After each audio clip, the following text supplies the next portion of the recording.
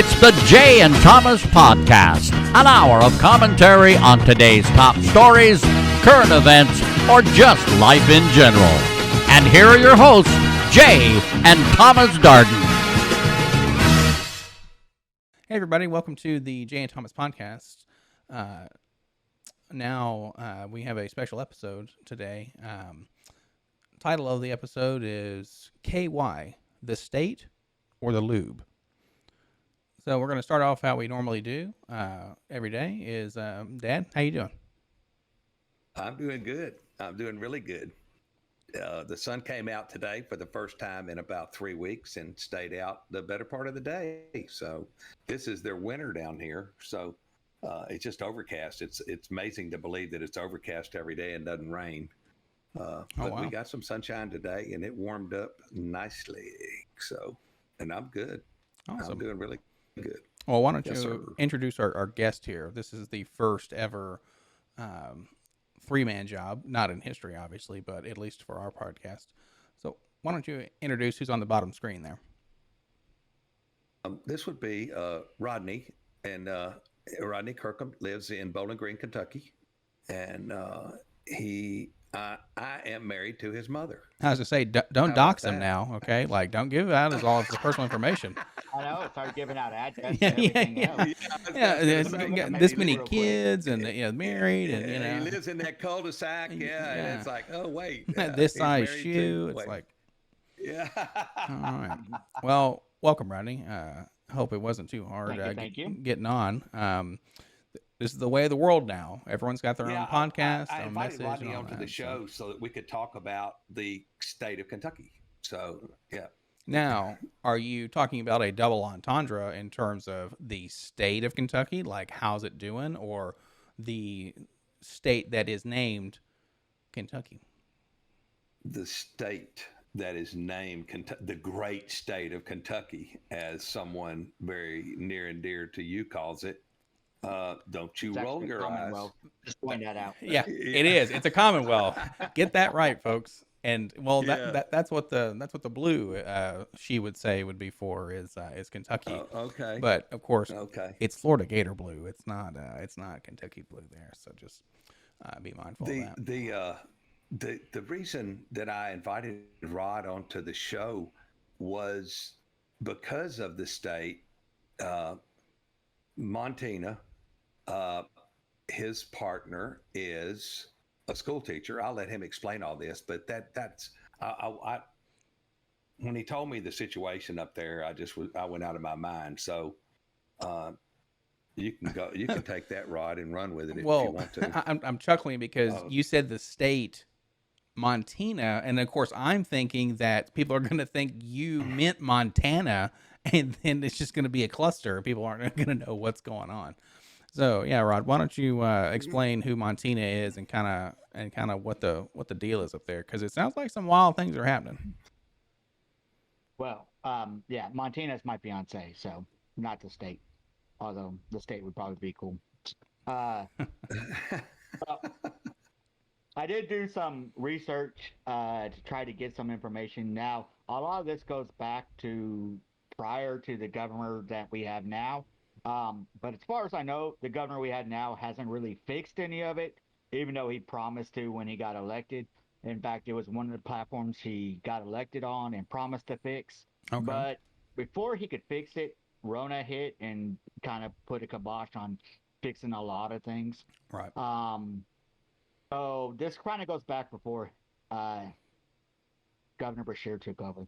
So prior to him, the way they did the pension plan was probably like a lot of places do pension plans, especially for government workers and teachers, firemen, police officers, and such, is they put money in there, part of their paycheck, and the government donated part.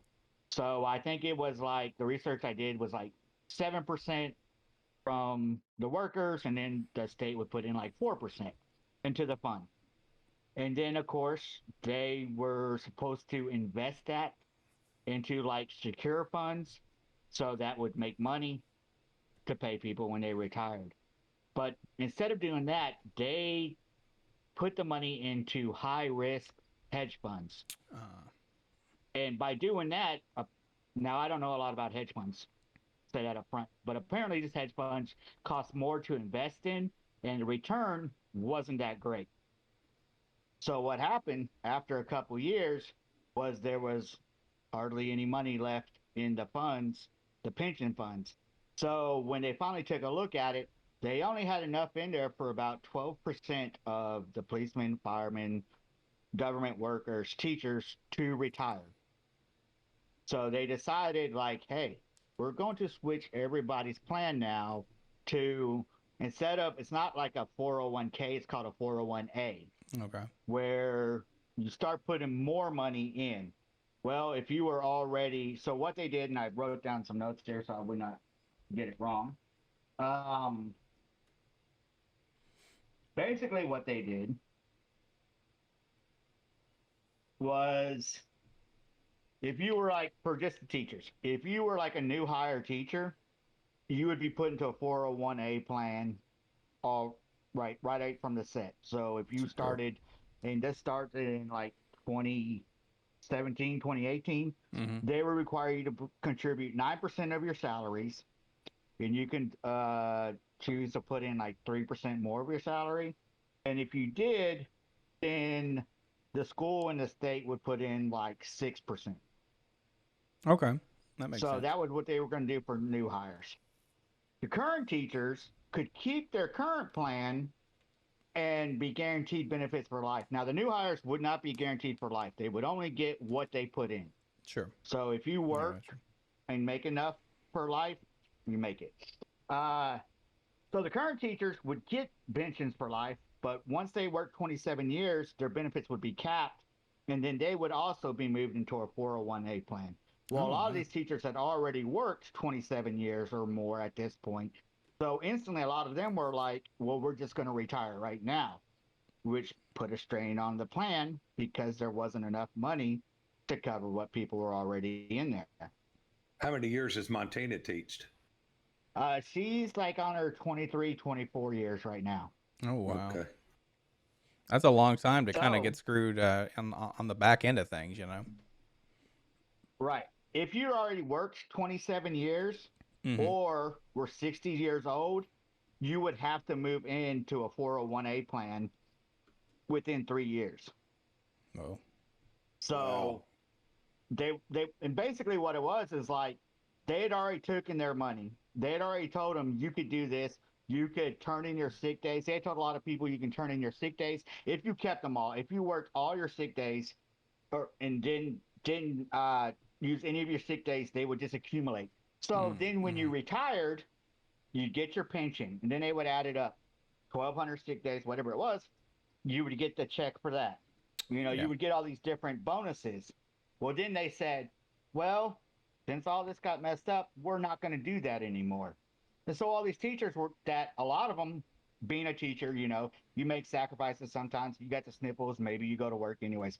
Again, before Rona, because we all know nobody's going to work when you got the sniffles now. Yeah, but not any teachers, that's Rona, for sure. Just keep that in mind. Yeah. But so a lot of teachers like Montana never would use a sick day or whatever. Then all of a sudden they were like, well, doesn't matter. You're not going to get paid for those sick days. Doesn't matter how many you got saved up at that point. And then they were like, so a lot of teachers went on strike at that time. There was a big deal over it. And then they found out, like, well, you just lost all that money. Now you can put into this new plan. And they were like, well, what about the money we already put in? And they were like, sorry about your luck. And so there was a big deal. And that's actually why Governor Beshear ended up getting the teachers' vote. The only problem was that one of the things he planned on fixing was the pension plan. But then Rona hit, put a strain on the system with everything that needed to get paid, all the unemployment, everything like that. So it still hasn't gotten fixed.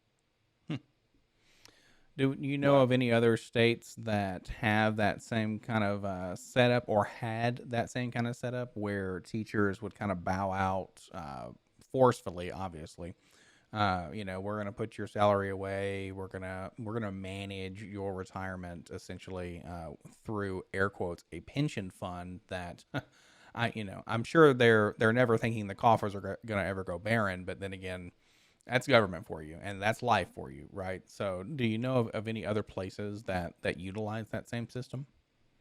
When I was looking at the research for this, because I didn't want to just spout out stuff and Right. go with hearsay, I wanted back up and get my everything right.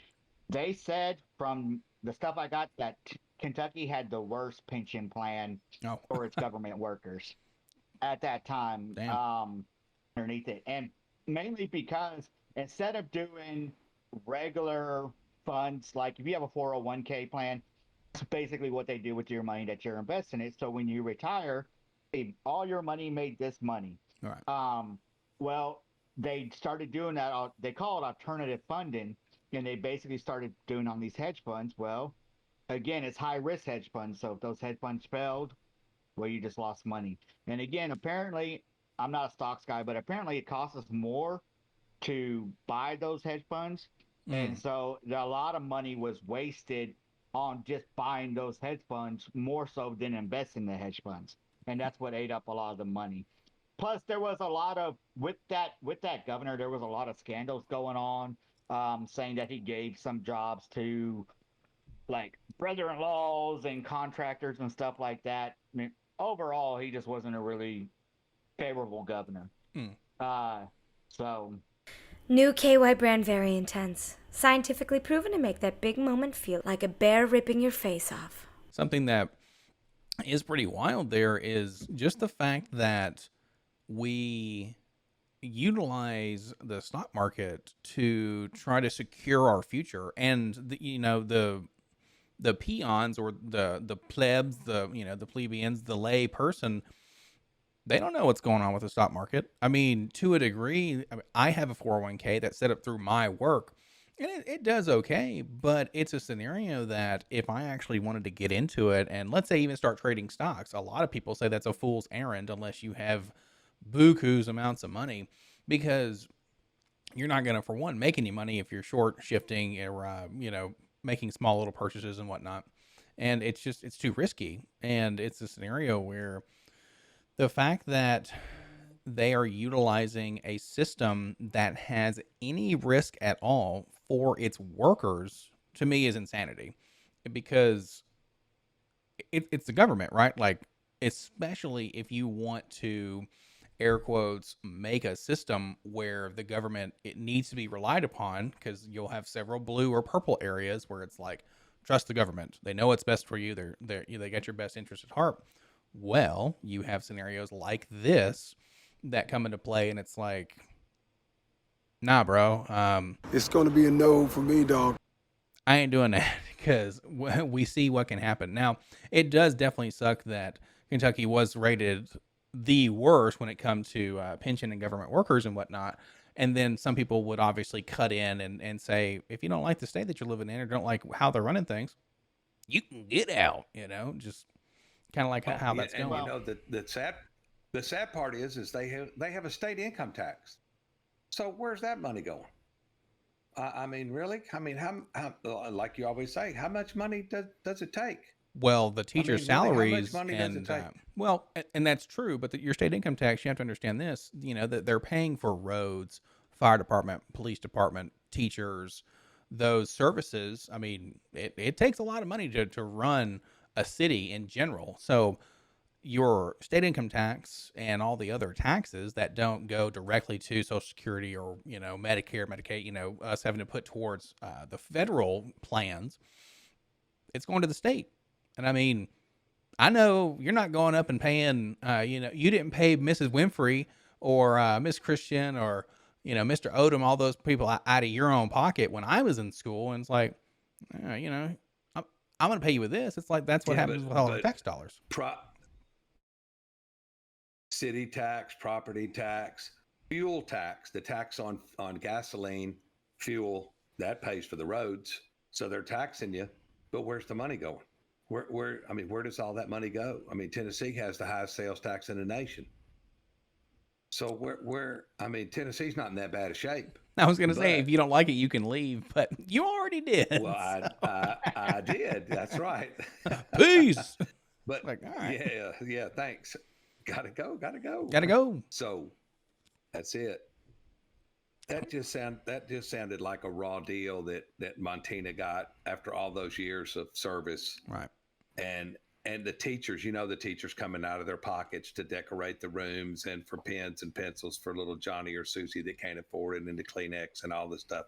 Yeah, that's just a bad deal to me. And like you had said on the previous show, I caught it where you said on Social Security, because they cannot file for Social Security. They can't even get spousal Social Security.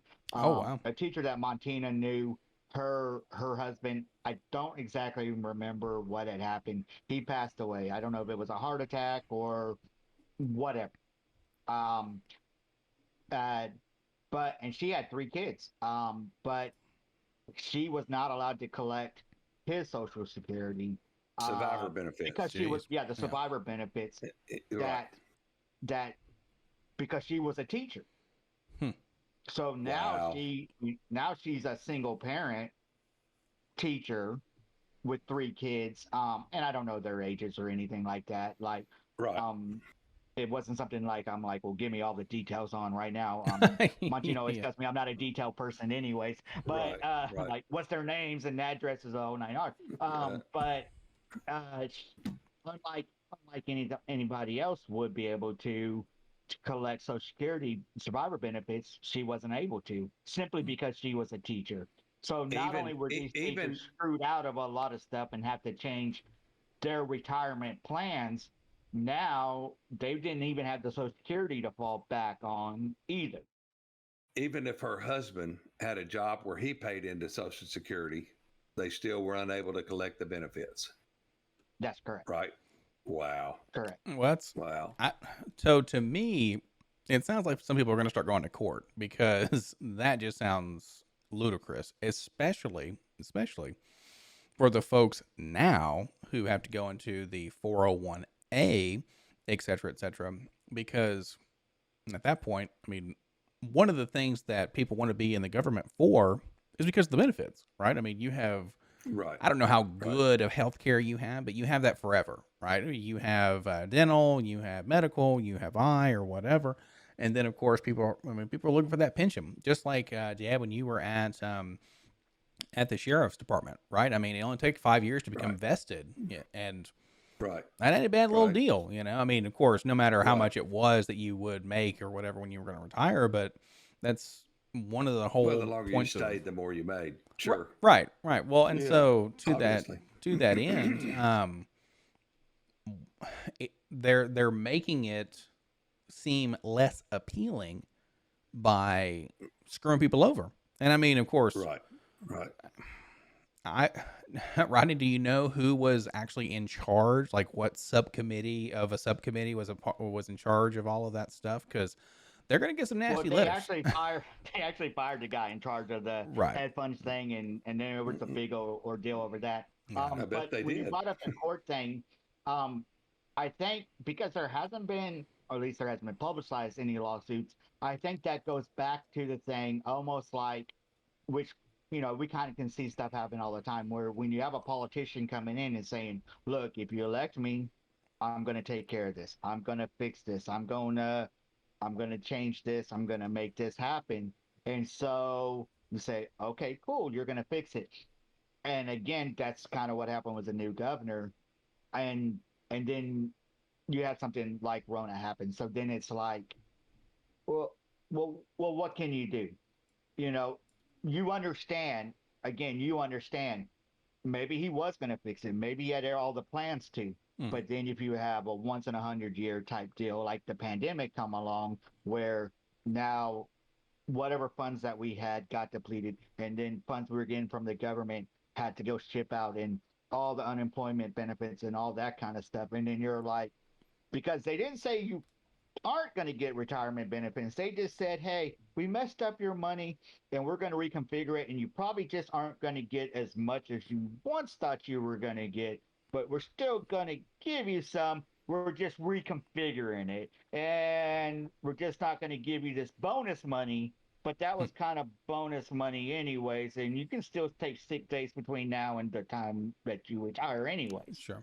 So I think it may be a lot of like that, like, what actually can you sue on type deal. And again, it's like, who do you sue if you have a new administration in type deal? That makes How sense. many sick days did she have built up, or personal time off, or that? Honestly, for that, I would have to ask her. I know that she hardly ever took any because that was her plan. She was like, hey, when I retire and I get this big bonus check, okay, Right, right. I okay. got you. Yeah, I mean Right. that's not a bad plan if it keeps like if it stays the course and it doesn't get screwed up. So let me ask this a little bit. How often do they make decisions based on the teacher's compassion and love for the children that they teach to give them the shaft? Two products together, one amazing reaction. KY brand, yours and mine. Where Exactly.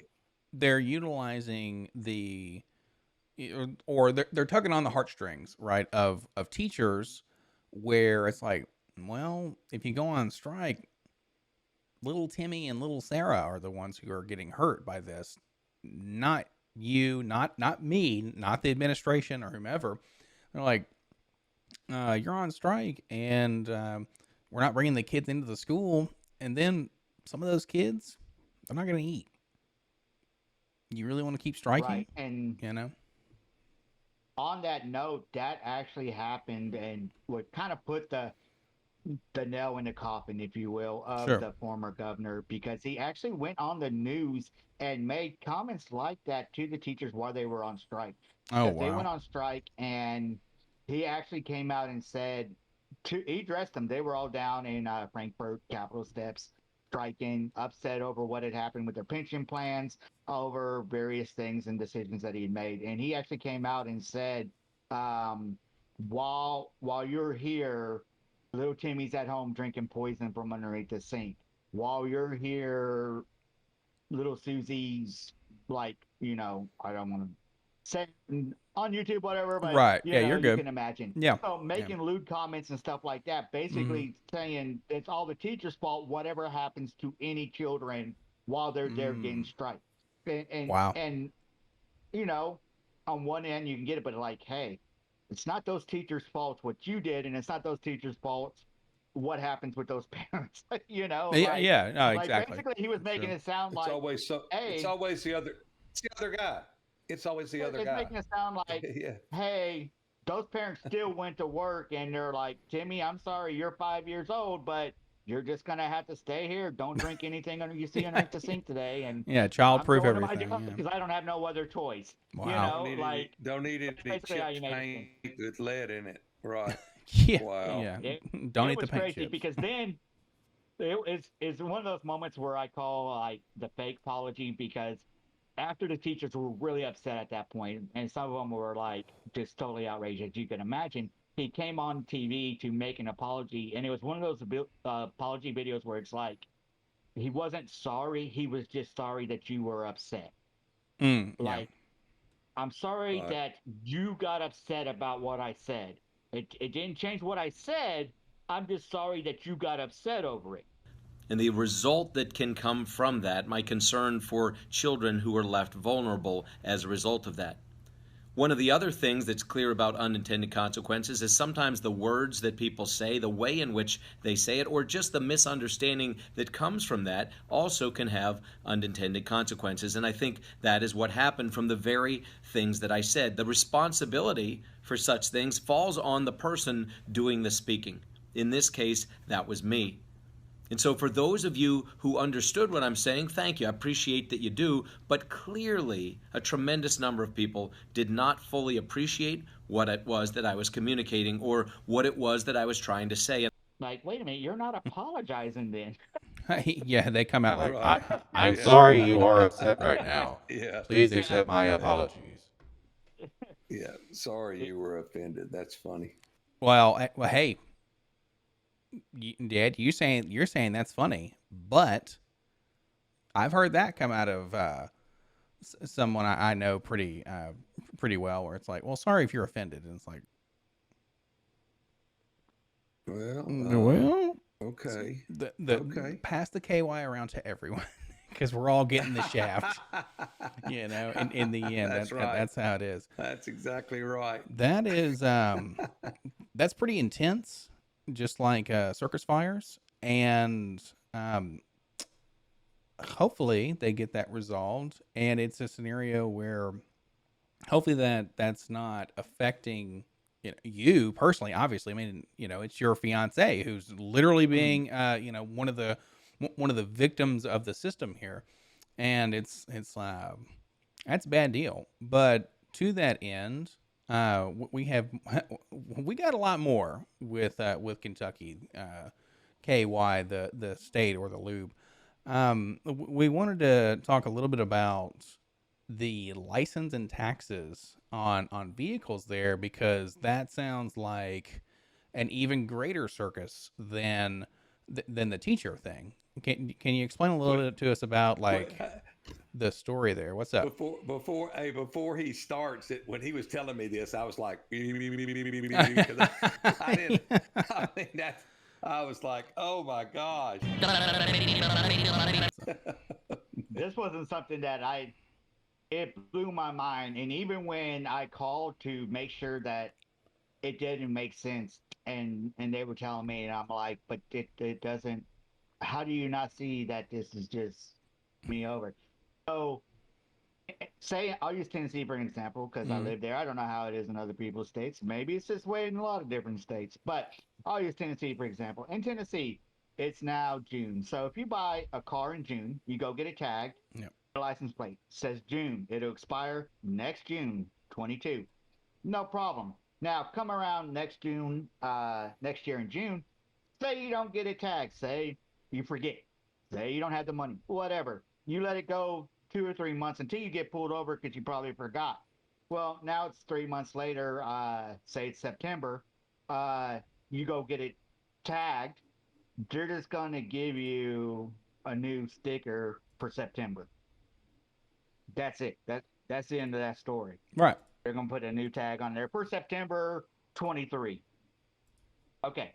Not so in Kentucky. This is what happens in Kentucky. You get a new car. My birthday's in December.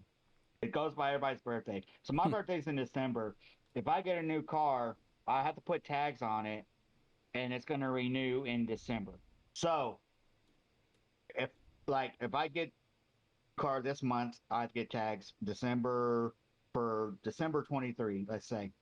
So, or December 22 or 21, and I'll have to renew again in December 22. Well, on December 21st, if I don't renew those tags, they go to expire.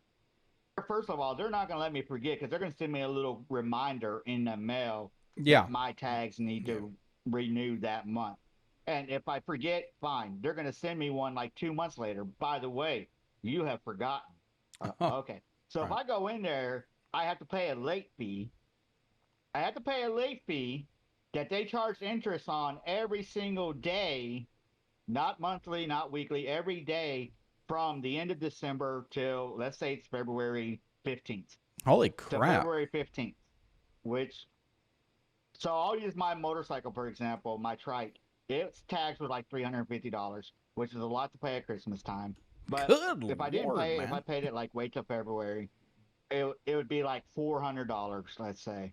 So I'd pay $400. Now, it's not going to be due next February. It's going to be due at December. So I literally paid extra to ride it less time, because instead of 12 months, I'm only getting it 10 months legal, and I had to renew it again in December. I thought that was bad enough, but okay. At least I knew the system. At least I got it. Now, here's where they really got me over.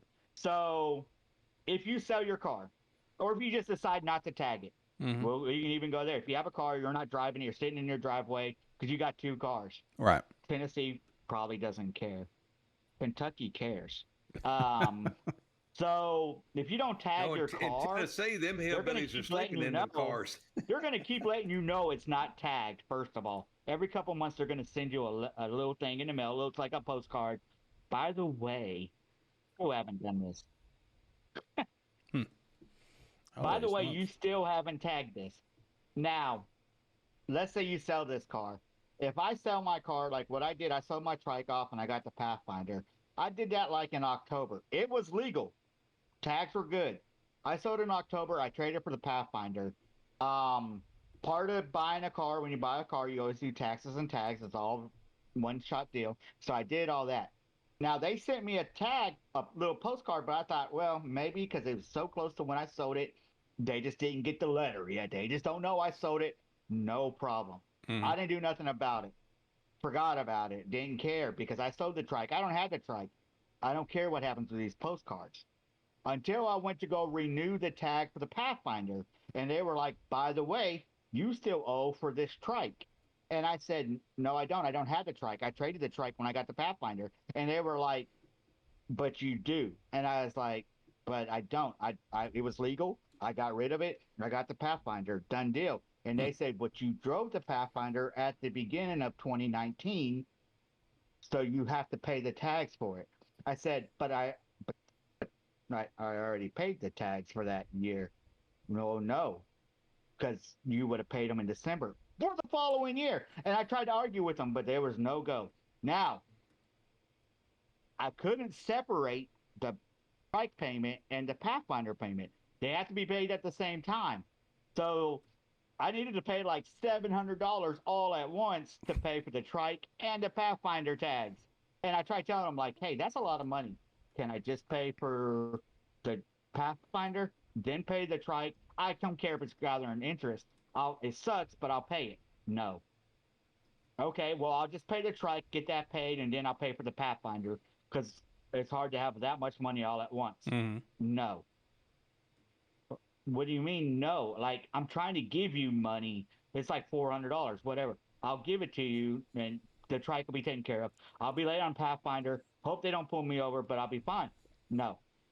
I had to pay it all at once to get them both taken care of. And I'm like, but I didn't even I traded the trike in. Now, if you say you set your car there for 2 years, you don't pay the tags, it's expired, you're not driving it. It may not even run. And then you sell it. You sell it to your dad. They're still going to come after you for those 2 years it sat there and nobody drove it. If you sell it to your dad 2 years later. At some point, when you go to get a tags, when you go to do something at the DMV, they're going to say, hey, you owe us for this car for 2 years. But I was paid when I wasn't driving it no more the whole time until you sold it. That's I've never heard of such a thing. Because in Tennessee, wow, you'll just get a ticket. And where does all that money go? Where does all that money go that they're collecting for the tags and the interest and all that kind of stuff? You can't pay your teachers, but you can bend somebody over on a vehicle. Unbelievable. Well, and so something that might be an interesting thing to be able to look at. You know, you keep asking, where's the money go? Where's the money go? Well, supposedly, at least at one point in time, I know at least with pre-Brovid days, you could sit in on meetings.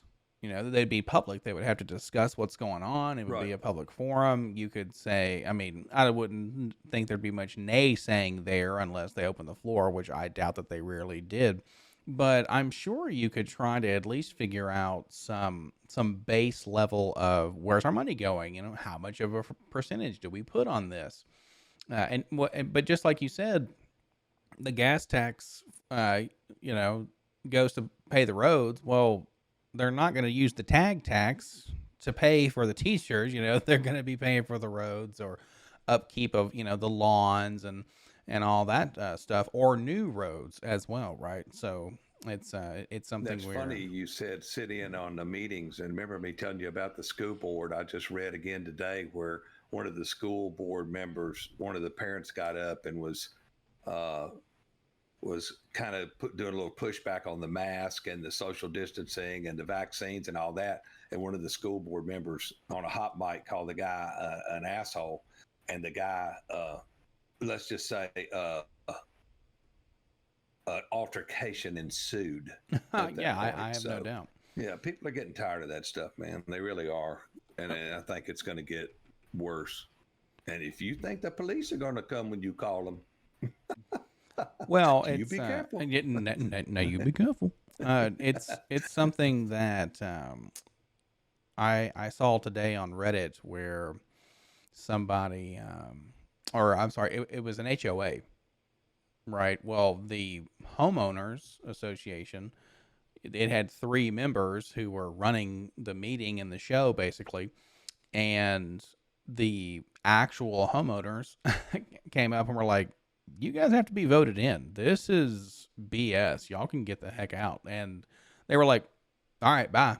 And one little old lady had her head in her hands and stuff. I mean, and she seemed like, a sweet little old lady, but it's a scenario where it's like, people are just going to get tired of your crap, right?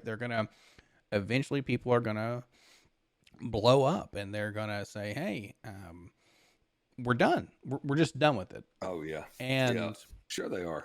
But we have to make sure, just like in our last talk where we talked about Dr. Shiva, coming from a place of anger is not good. Okay? Because angry people do stupid things, right? We've seen people be angry and we've seen people lose their shit, and then bad things happen on no matter what side it is, right? So right. You're getting to the point where, just like you're mentioning, people are when people get tired of things, that's when they can control their emotions less well, right? Because that's one of the first thing that goes. I'm sure you all have heard the expression hangry, right? Where someone's mad because they haven't eaten because, their body doesn't have any glucose for their brain and yada, yada, and they don't have any carbs and all that silliness. And that's one of the first things that go is emotional regulation. Well, after time, and it goes on and on and on, yeah, that's going to be the first thing that goes, and people are going to make dumb decisions. They're going to be rash, and bad things are going to ensue. So now, is it something where that's a bad thing? Yeah, I think so, because I think there's a good way to do anything, right? Any and everything, there is a good way, or let's say the best way for the circumstances involved, where if somebody's gonna take out their HOA folks because they didn't do things properly and they're making the neighborhood worse off than what it was, or the teacher, what do you call it, like the education board, a lot of people, especially people in power, are ones where they may have been active at one point in time in whatever the situation is or the topic is and stuff like that. But let's take Fauci as an example. Okay. He's a doctor. Yes. Okay. Well, no, no. We can't do that. That's not YouTube certified. But how many years has it been since he treated a patient? Right. So you have people who are in charge who don't have their boots on the ground, as it were, to use that analogy. And the same thing happens with these people who are in the Board of Education and people who are the homeowners association folks and all this, where it like things are not ran by folks who care to a degree about the outcome because it doesn't affect them as much, right? I'm glad you brought that up, because I was going to bring up, going back to KY, the state. Mitch McConnell, Senate Minority Leader, been serving since 1985. The guy's 79 years old. Get out. Get out, man. He's not doing you any favors. Really, I'm serious. Since 85, 79 years old. And honestly, like, just a lot of people I talk to now, I'll be upfront. I know I tend to lean more right, so a lot of people I talk to, I know the term echo chamber comes up on this. Although I do try to stay open-minded, and I do have some friends that lean towards the left, but I do have a lot more of my friends, probably more people that I talk to, are right-leaning. A lot of them kind of feel that same way about Mitch McConnell. But in this last election, it was kind of like one of those things of where it was matter who his opponent was. Where if he had a better opponent, then, like, a lot of people didn't want Mitch McConnell, but they just didn't want his opponent worse. if that makes sense. Yeah, Oh, yeah, the lesser of two evils. Right. Absolutely. It was We've talked like about we that already before. know him, and we definitely don't want her. So, Sure. is there a third That's option? that's sad. That's a sad situation to have facing you in an election that Right. it comes out like that. Well, we talked Yeah. about that before, just like you mentioned. It's become ridiculous, the fact that now you are either choosing the evil you know because it's easier to deal with, or it's the lesser of two evils, or between a douche and a turd sandwich, right? Like, nobody is good. It all comes down to, who do we think we can tolerate the best, I'll say, because a lot of the times, right, just like you mentioned, people are going to get elected backed off of promises and campaigns and all this stuff. And then, just like we talked about several episodes ago with student loan debt forgiveness. Well, that wasn't in Grandpa Joe's budget. And it's a scenario where that was a pretty big platform that a lot of younger folk wanted to vote on. And another thing, too, was I forgot who was interviewing Kamala Harris. This was fantastic today, where they said, "Hey, have you been to the border?" And she says, "Yes, we've been to the border. We're working on it." That's her whole interview. Yeah, and then he's like, "Well, no, I don't think you have. Have you ever?" And she's like, "I don't understand the point of the question." And it's like, "No, I haven't been over there." And that was She's the one where she said, "I haven't been to Europe either." Yes, exactly. that was a great little snippet. But of course, the point being is, and leading back to it, everybody is going to offer you the land of milk and honey, the promised land, and you're never getting there, right? I mean, it doesn't matter, and they can say whatever they want to say, no matter who it is, what office they're taking, and stuff like that. But the game, as it were, is, okay, get elected. Okay, now I'm elected. Foot's in the door. The only thing you'll worry about forever is staying elected, because it must be a pretty decently cushy job when they talk about Alexandria Ocasio-Cortez having like an $80,000 car, and then having grew up in the Bronx, and in the Bronx now. It's like the Jeffersons, cut in, moving on up, and then exactly. it's something that's nuts, because, and I'm assuming, of course, you know what assuming does, but almost all of these politicians have this sort of scenario. And, it's not just one person. It's not just the right. It's not just the left. It's not just blah, blah, blah.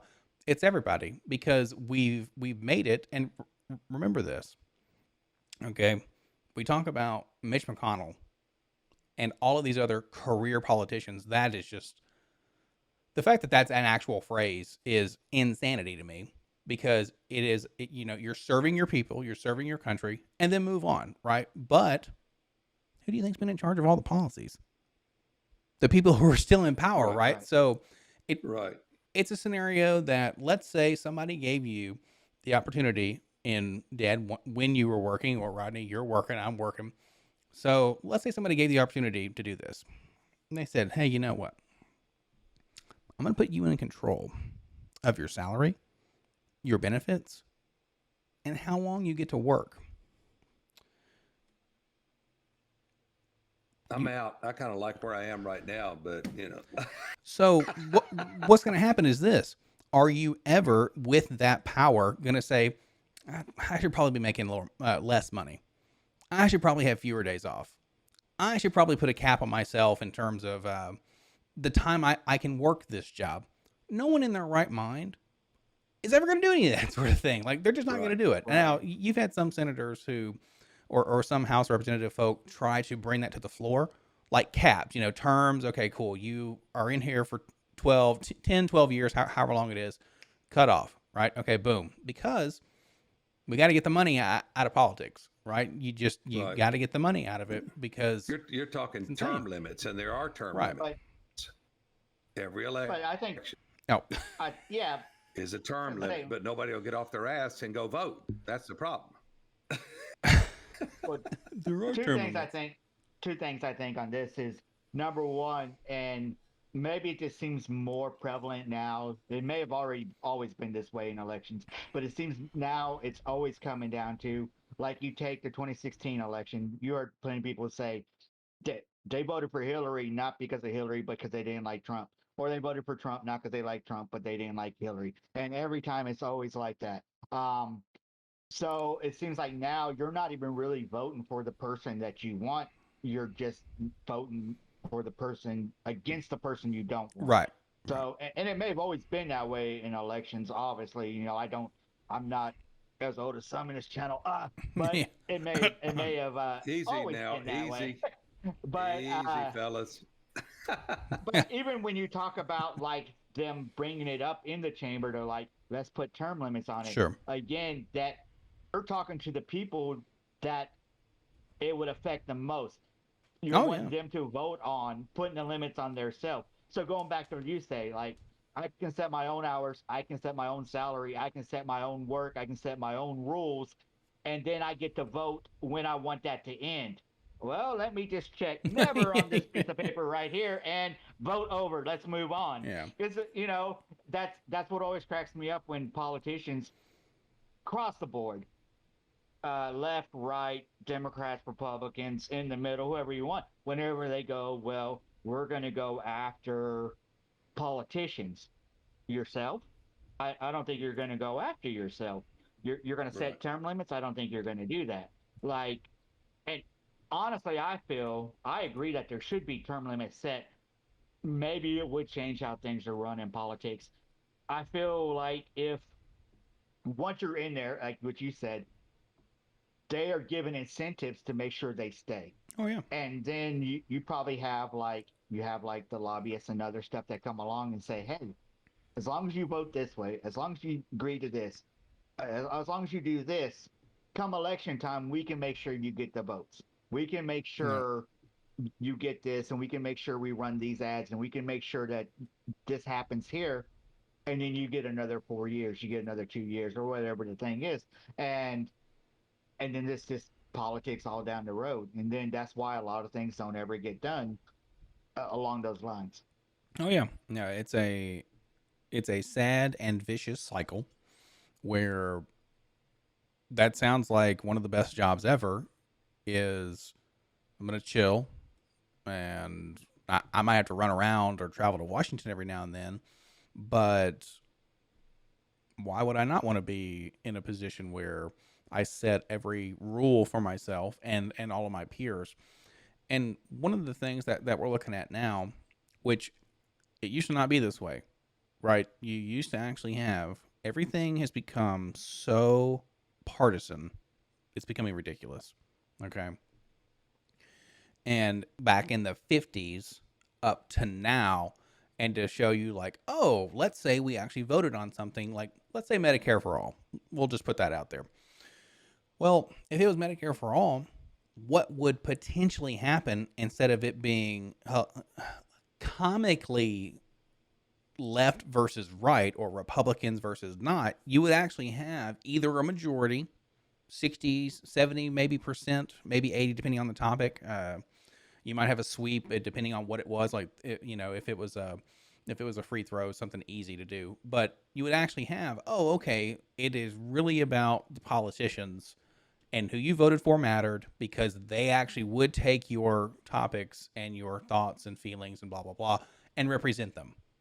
Now, right now, you're like, hey, I'm going to hit the red button because that's who I'm there for. And then they go up there and every vote, they're like, okay, I'm going to hit the red button and then we're going to move on. And then you have like a very small percentage or a fraction of a percent of any other side voting for something that's huge, right? Like Second Amendment things, Medicare for all sorts of things, Social Security, yada, yada, right down the middle.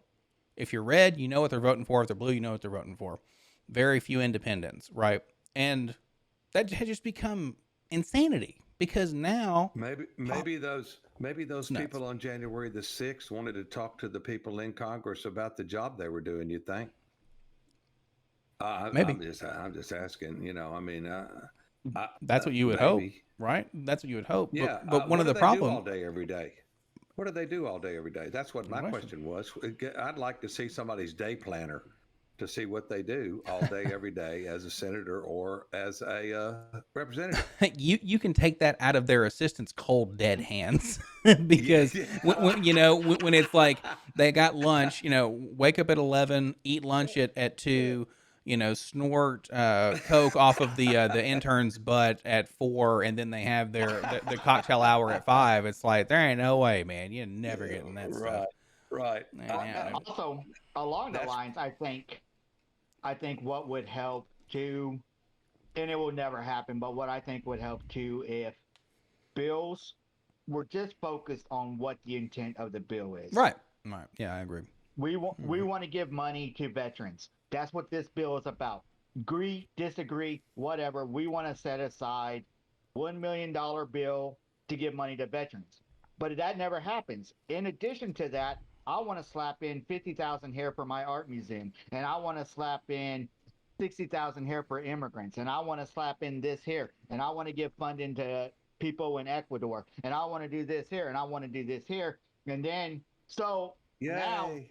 now when I say, hey, Jay, will you sign my bill? Well, maybe you want to give money to the veterans, but what you don't want to do is skip all that other money. Yeah. But of course, that's not what comes out in the news. When I get on the news, what I'm going to say is Jay hates veterans because he doesn't want to sign this bill, instead of, well, what Jay really was opposed to was giving money to people in Ecuador. All right. Yeah, no, that makes sense. And you ain't getting any money. You get all the money already. Get out of here. You became. We've mentioned that a little bit before as well, where you now have these super bills that are 500 pages long, as opposed to laying out, all right, how are we going to give all the money to the veterans? Okay, here's our plan. Just like you said, we're going to add 20 other little caveats in there that says, okay, cool, let's pass this spending bill.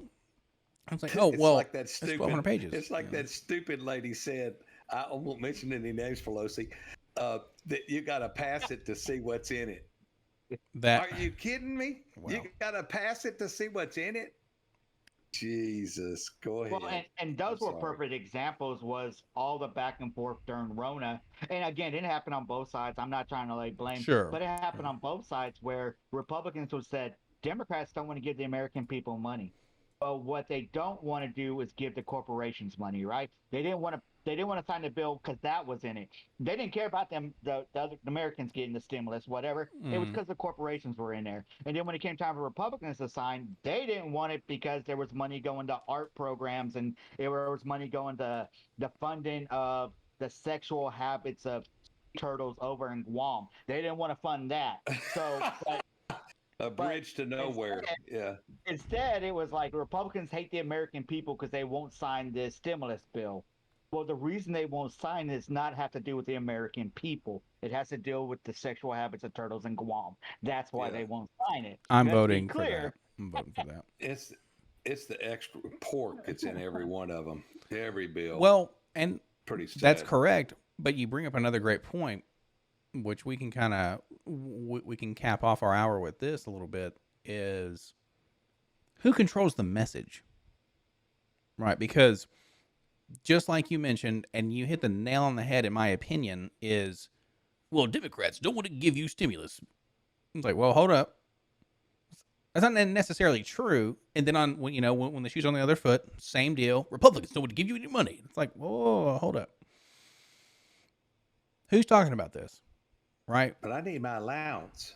Where do people get their information from?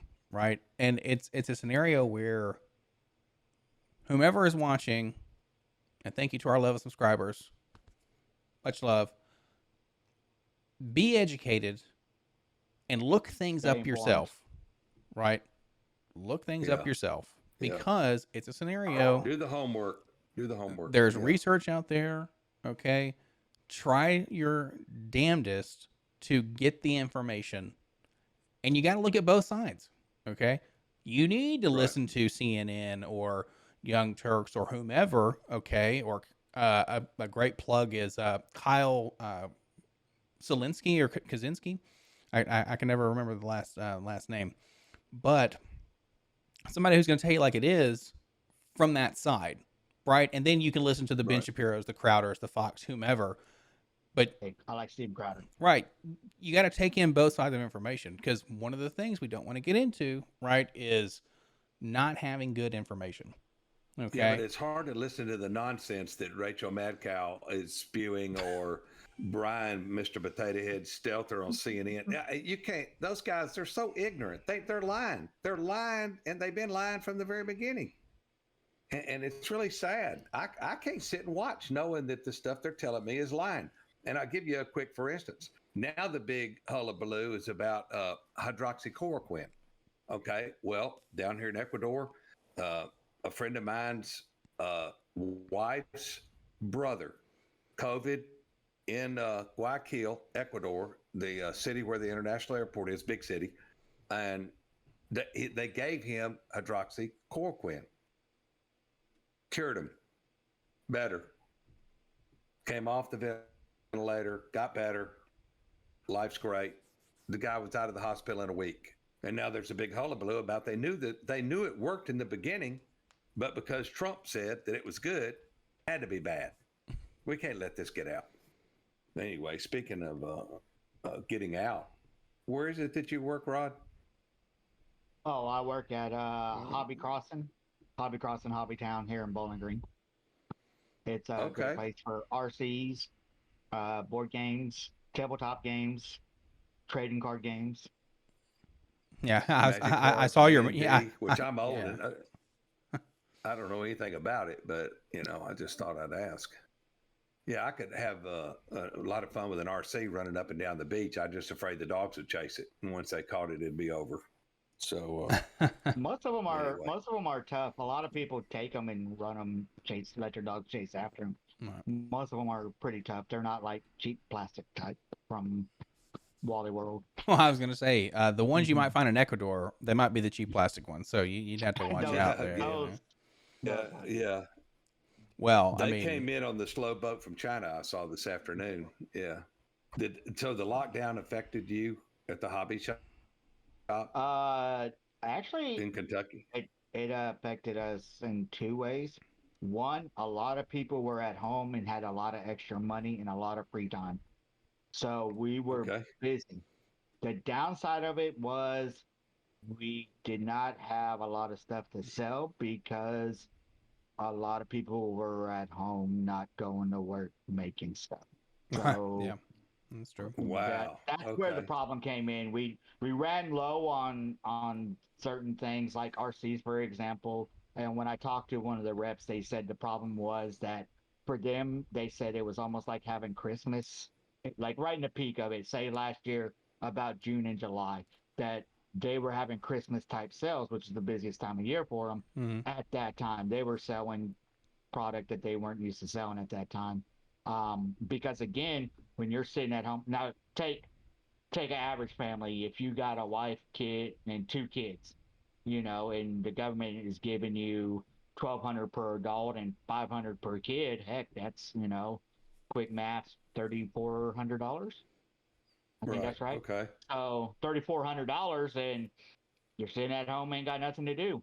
So, and it's free money.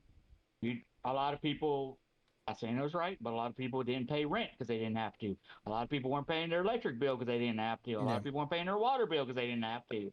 So they were like, I got $3,400. I'm going to go buy an RC. That's wow. Okay. I'm not saying it was the best decision they could have made. Right. Well, that's something that also kind of lends itself back to evil. We talked a little bit before in the pre-show, going over some notes and stuff, where I don't think it's inherently evil about the decisions that they made, but the folks who, and I won't name any names, as I look down at my new microphone and headset and stuff. Some people were able to make those kind of purchases, and then some people actually lived off of that money. And it goes to show how fortunate we are, right, to be in this scenario where we were able to kind of make those decisions versus versus not. I mean, the laptop that Dad's on and the Yeti microphone that he's talking into right now, that came out of that, and that's what kind of helped this this stream become, you know, a thing. And it comes down to that's just means we're pretty fortunate. That's right, and we really like it. So there you go. But Well, and you know, and I don't know there was those people's situations, but I do know when you had several people, like our clientele is usually every once in a while you'll get somebody brand new in RCs, etc. But at that time there was a whole lot of people brand new in RCs, and for the top end RCs, you're talking about they would drop like $2,000 easily to buy a couple RCs, stuff like that, and you're like, okay. And it's rare for somebody to walk in and just go, well, here's $2,500. I want these 3 RCs.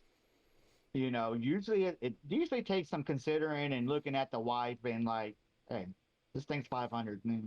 You know, I'll do dishes for a week. Can I just get this? You know. Yeah.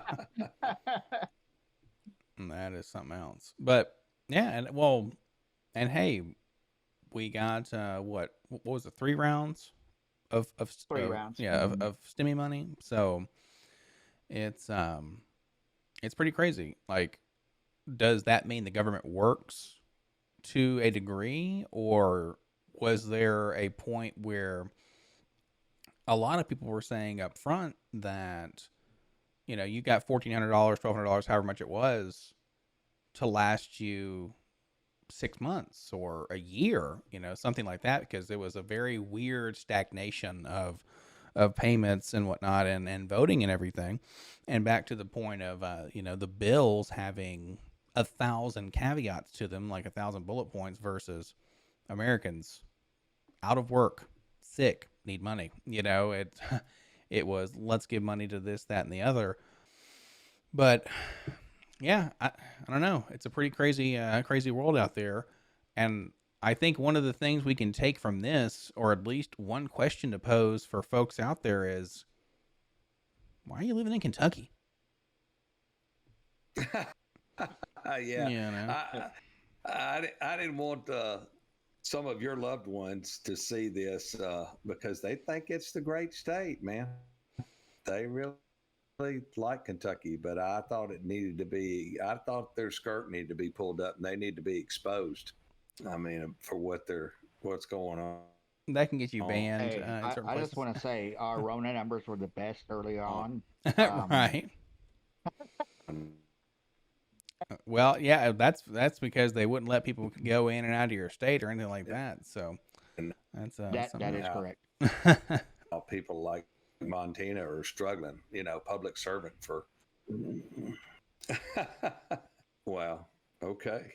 Yeah. So, well, all right, fellas. Is there anything else y'all want to talk about or plug in there or anything like that? No, thank y'all for having me on here. I enjoyed it. Excellent. Yeah, and it's something that we'll see if the ratings go up. The down. ratings just die. It's like, oh no, we went from like we got any ratings at all. You know, we went from 20 viewers to 10, and it's like, well, okay, we got to rethink our strategy here. If you get like at least 3 more subscribers, it's probably just people I know. So hey, don't take that into account. Hey, that's it, man. Just like, it's funny don't lie to them and tell them you're going to be on every week. Okay. Right. Well, and that all I have to do is to come back. Like, yeah. Bring subs with you, and then we'll have you back on all the time, right? So that. I didn't know that. I got some phone calls. Light the room for one more screen over here. Yeah, light the torches of Gondor there. Set the signal fires. So anybody that's watching this because of me, like and subscribe. So I can stay on.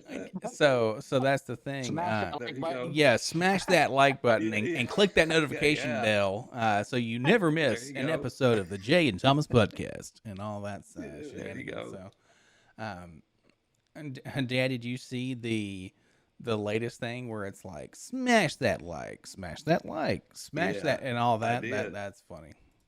I saw that, but awesome. I like that. Well, it's good stuff. Rodney, thanks for coming on. Do really appreciate it. Thanks for shedding some light on some weird and kind of messed up happenings in Kentucky, because that's pretty crazy.